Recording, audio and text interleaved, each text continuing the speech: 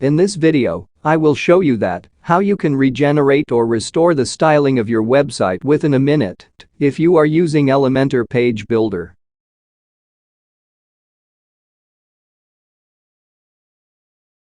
For this purpose, go to your WordPress dashboard and from the WordPress menu hover to Elementor. Now select the tools under Elementor's options.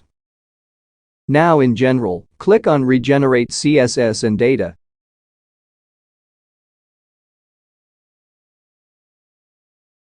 And save it. Now refresh your website. As you can see that our website styling is restored.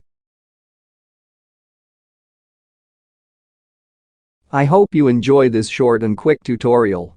Thank you.